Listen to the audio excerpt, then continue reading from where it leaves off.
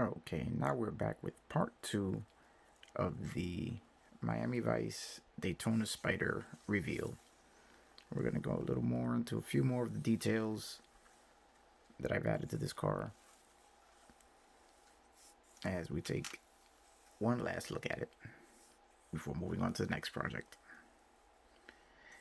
And as promised, we're going to look at the engine compartment next.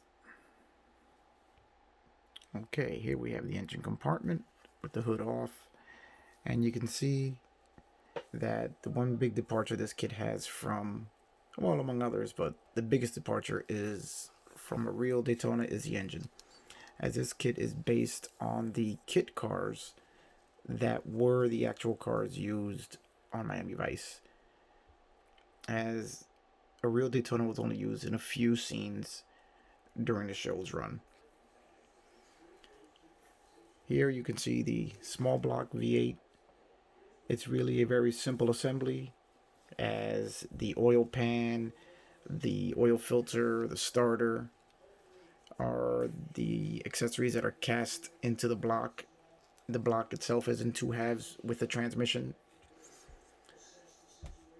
So it's a very simple assembly, and it'll all come down to the detail painting as to how good this piece comes out. The engraving's pretty good. It's pretty defined, and with a little bit of paint, I used Model Master's Chevy Engine Red. I used Tamiya's Titanium Silver, Tester Silver for the front timing cover. The Tamiya Titanium Silver is used on the intake. The valve covers are chrome, but I went over them with the Tamiya panel line paint to dull down the chrome a little bit, as the chrome is a little too shiny and appeared a little too toy-like. The Tamiya panel line paint also adds shadows, in effect giving it a much more realistic appearance, much more in scale with the car, as the chrome-like appearance is very, very toy-like and very, very out of scale with the rest of the vehicle. There's the brake booster and master cylinder assembly, which is just basically one piece and originally chrome, which really wouldn't have looked right in here. That is painted with Tamiya Titanium Gold and Model Master Steel for the master assembly. The gold is used on the brake booster and the cover for the master cylinder.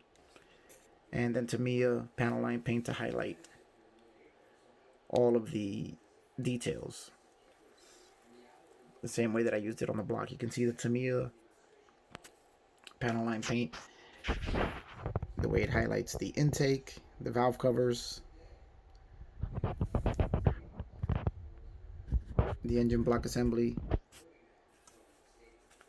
You can see also I added a bracket for the alternator, as the alternator basically just hangs out in space, and as I explained in one of the other videos, I really don't like that, so I fabricated a bracket to hold the alternator so that it actually looks like a real assembly on a real engine.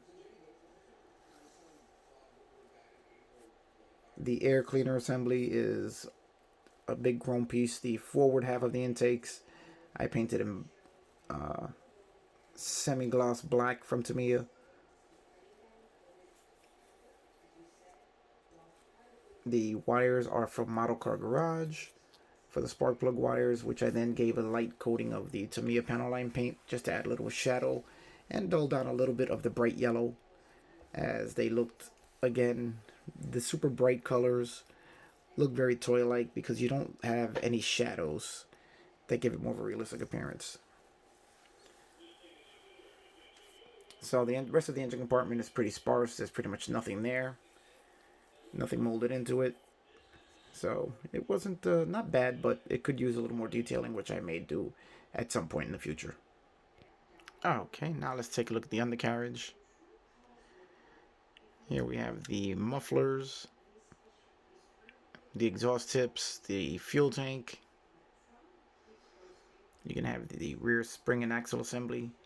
All of these are painted in a technique that I am just learning now, by using 3 separate colors, layering them on top of each other to create a heat distressed metal look. As you can see, wherever there's a bend in the pipe, that's where the heat would collect the most in the exhaust and discolor the piping. I really like this effect, and I will be practicing it more. It's the first time I've really used it to its full potential. And with the airbrush, I layered a base coat of Tamiya titanium silver. On top of that, then I gave it dusting of Tamiya gold, and then finally Tamiya bronze. I also use the same effect on the fuel tank to give it a weathered look. You can see it on the same effect on the springs, where I shaded in the inboard part of the springs to give it a look as if it's under tension. And I don't know if you can see the distributor under there. It's a little hard to see. You can watch the rest of my video. There it is. You can see it's got a bit of a steelish color with a light tint of bronze to give it a somewhat rusted look. My other videos, you can see a little more clearly all the parts before it's assembled. Here you can see the drive shaft using the same technique and some Tamiya panel line paint to highlight the U-joints. The same technique used on the transmission. And here we have the bottom of the engine in that bright Chevy red. The oil filter assembly in the starter you can see. And then I highlighted several components of the front suspension just to add a little more detail. As stated previously in my other videos, the front suspension is basically just one part. The rear suspension is just 2 parts. And how detailed they look is all up to you and how much effort you want to put into the kit. I really enjoyed taking this very simple kit and making it look like it's a much more complicated multi-piece assembly. I actually found it a little more challenging, this simple kit, making it look like a much more complicated and advanced kit than I do building some of the more complicated kits. As it has all the detailing that it's ever going to need underneath the body. Now let's take a look at the rear of the car, where you can see a little extra detailing that I added in the form of a photo etched Ferrari dry transfer badge. It's my first time using these. Company in Australia where I got them, and they look great.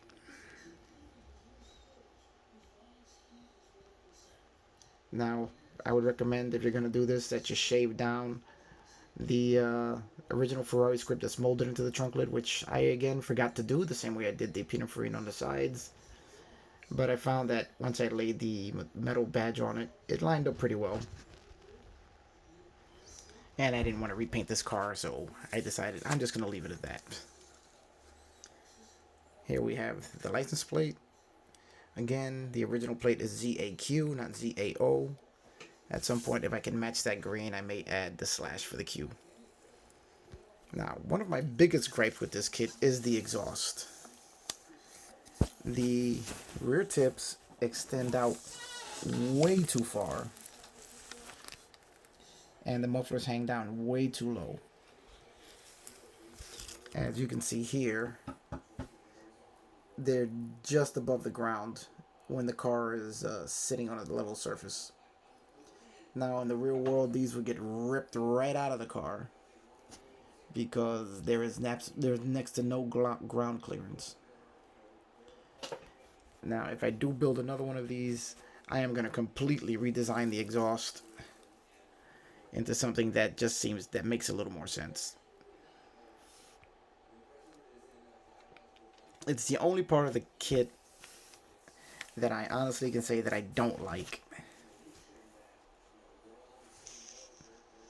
The rest of the kit is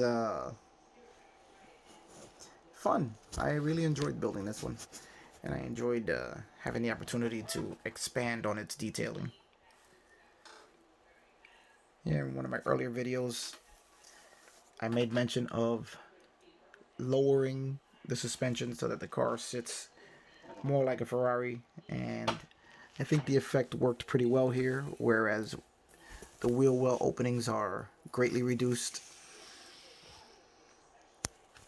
without being completely slammed down, so that it maintains a realistic appearance.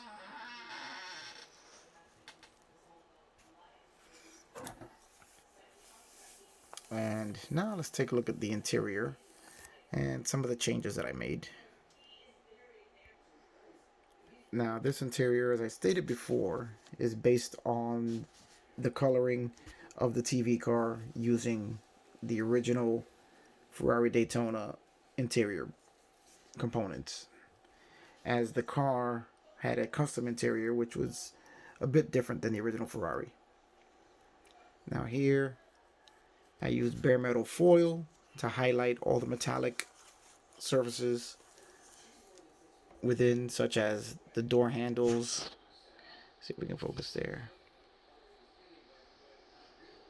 The door handles and the door panels. Can I zoom in more? What can I do here? See if I can give you a clearer look at this. Oh, give me just 1 second. We'll be right back. Alright, we're back now with a little better focus. You can see the metallic surfaces are all used with bare metal foil. The details are all hand painted, including the dashboard and the instruments. The tiger stripes on the seat also hand painted. I added sun visors because I just felt the car didn't look right with nothing there, so I added the sun visors just to give a little more detail there. One of my favorite additions to this interior are the armrests. As I stated in my previous video, this car had no armrests. It had a very lightly molded shape similar to an armrest, which in my opinion was really, that I didn't like it, not at all. So I decided out of sheet styrene to make my own armrests. I went into that in detail in one of my other videos. If you're curious, you can check it out and see how I made them. I used basically the same procedure to make the sun visors, then painted them. Now, as you can see, the seats have photo etched buckles and cloth seat belts. The carpet is all carpeted with flocking powder. And the carpet is tan, as I've seen pictures of the cars with tan carpet, with black carpet, and it seems to go back and forth. So my next car in this comparison build will be with a black carpet. You can see the phone. The phone is from a 1988 Pontiac Fiero kit, where I sourced this phone from, as when I build the Fieros, I don't usually put phones in them. And I've got quite a few of these phones lying around, and they fit perfectly in this Miami Vice kit. So that phone is only available in the 1988 version of the kit, as the 1987 version didn't have a phone. The 88 kit had a phone and a radar detector for some reason. I don't know why, but it did. So the phone fit perfectly in there. If you saw my Ferrari Testarossa build, I used the same phone in both Ferrari Testarossas that I built. And here you can see a better look at the chrome trim on the interior. And we have the boot covering the convertible top.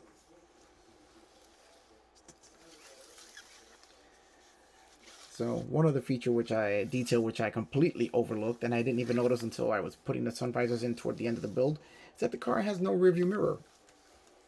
And as it would have been a real pain to try and squeeze one in there after the fact, I decided just to leave it off.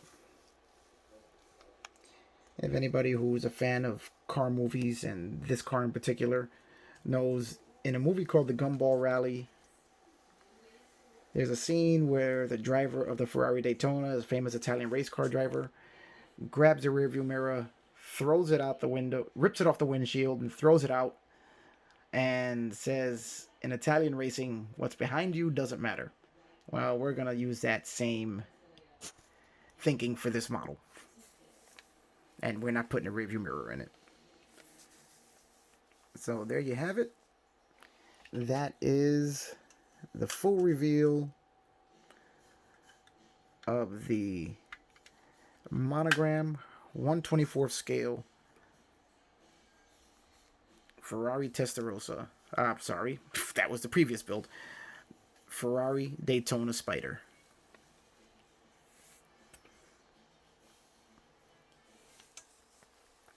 Hope you liked it. Hope you enjoyed this build. And I hope to see you on my next one.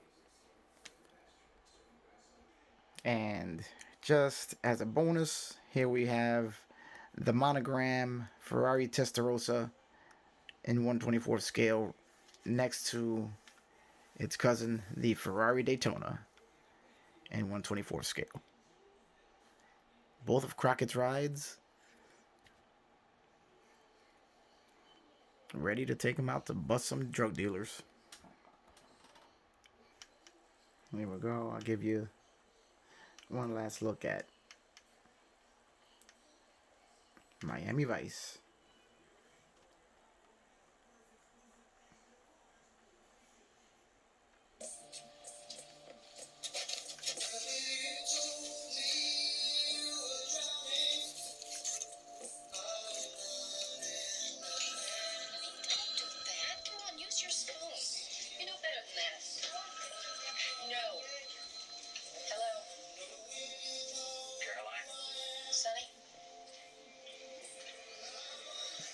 I need to know something, Caroline.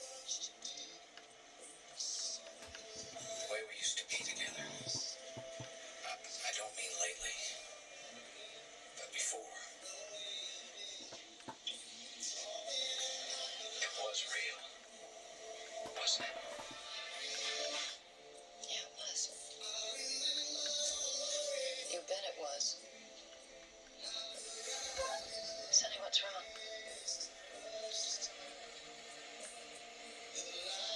Nothing, Caroline.